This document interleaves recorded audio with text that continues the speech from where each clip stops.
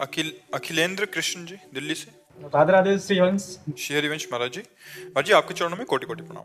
महाराज जी, मैं डीआरडीओ में वैज्ञानिक के पद पर कार्यरत हूँ और राधा रानी की कृपा बहुत है मुझ पे। महाराज जी, काम, क्रोध, लोभ, मोह, मद और मत्सर, ये सभी भगवत प्राप्ति में मनुष्य के लिए सबसे बड़े शत्रु हैं। महाराज जी, मैं कोशिश करता हूँ इन सभी का प्रभाव मुझ पर ना पड़े, लेकिन कुछ दिन तक इनका प्रभाव नहीं पड़ता, पर ये सभी अपना प्रभाव अवश्य दिखाते रहते हैं देखो, और गलत कार्य भी हो इनका जाते हैं। प्रभाव कहाँ पड़ता है? आप पे तो कभी पड़ता ही नहीं,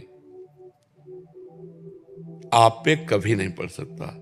आपका जो स्वरूप है, आत्म स्वरूप, वो निर्विकार है, उसमें पढ़ ही नहीं सकता, ये प्रवेश ही नहीं कर सकते।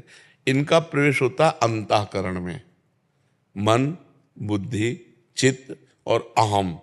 अहम जिससे आप अपने को भूलकर पुरुष माने हुए हैं, अहम जिसमें आपको देहाभिमान है, मैं पुरुष हूं, तो इस मैं में यहाँ सारे विकार रहते हैं।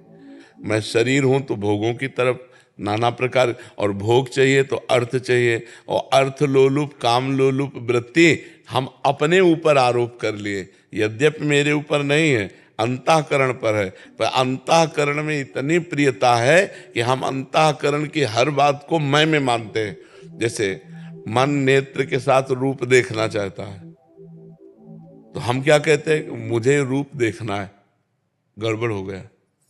जबकि मन नेत्रेंद्रिय के साथ, मन ज्ञानेंद्रिय नेत्रेंद्रिय उसके साथ मिलकर, और हम उसके साक्षी हैं, हम रोकना चाहे उसे रोक ले, पर रोकने की बात ही नहीं आती। हमें लगता है मैं ही देखना चाहता हूं, तो बस इसलिए चला जाता हूं। जब तक देहाभिमान गलित नहीं होगा तब तक इन विकारों का प्रभाव आता रहेगा। देहाभिमान गलित होने के लिए खूब नाम जप करो, सत्संग सुनो, धीरे धीरे जब ज्ञान प्रकट होगा तो देहाभिमान, आप शरीर तो है नहीं प्यारे, पक्की बात समझो, 100 में 100% आप शरीर नहीं है।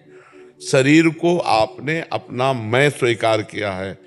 थोड़ा ज्ञान होने पर लगता है शरीर मेरा, जब शुद्ध ज्ञान होता है तो बिल्कुल ही ऐसे है जैसे आप गाड़ी पे बैठे हैं, आप अलग हैं, गाड़ी अलग है, आप अलग हैं, गाड़ी अलग है।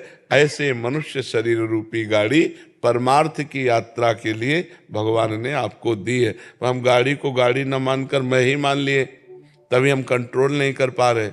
जो देखना, सुनना, भोगना, छूना, वो सब मैं में आ रहा है कि मैं देखूं, मैंने भोगा, मैंने किया, मैं तो अहंकार विमूढ़ आत्मा करता हमिति मन्यते। अहंकारी मूढ़ता को प्राप्त हुआ पुरुष ऐसा मानता है, इसलिए इन पर विजय प्राप्त नहीं कर पाता। इसके लिए हमको भगवान नाम जप, शास्त्र स्वाध्याय, सत्संग, तब हमारी समझ में आएगा। नहीं तो ये जब तक मैं पुरुष हूं तब तक इनका आक्रमण बनता रहेगा। जब तक मैं पुरुष स्त्री आदि भावना है तब तक उसी भावना में इनका आक्रमण होता है। आपका ये भाव भूल जाए कि मैं पुरुष हूँ, मैं आत्म तत्व हूँ, मैं ब्रह्म हूँ, या मैं भगवान का दास हूँ, इनका अस्तित्व नहीं पड़ेगा। तो वो थोड़ी देर ना आना भी एक भ्रम जैसा समझो। जिसको लगता है कि जैसे थोड़ी देर नहीं आया लेकिन फिर आ गया, वो एक भ्रम जैसा वो रहते हैं। महाराज जी, 2-3 महीने तक तो ठीक रहता हूँ मैं, उसके बाद फिर दिखाना। हाँ देखो ना, अभी गलती हुई ना, 2-3 महीने मैं ठीक रहता हूं।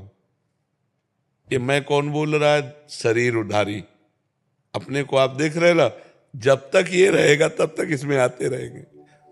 जब ये हो जाएगा कि मेरे में तो कभी ना था, ना है, ना रहेगा, ये अंतःकरण में आता। अब चूंकि ये ज्ञान का विषय है ना, अब काम क्रोध पर विजय प्राप्त करना कोई छोटी मोटी बात है।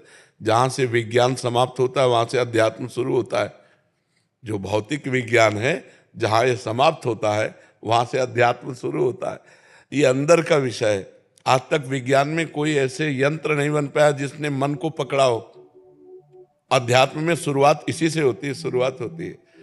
आज तक कोई यंत्र नहीं बना जो हमारी बुद्धि को दिखा दे, देखो ये बुद्धि चल रही है। अल्ट्रासाउंड, सिटी स्कैन, कुछ भी आज तक है कोई यंत्र?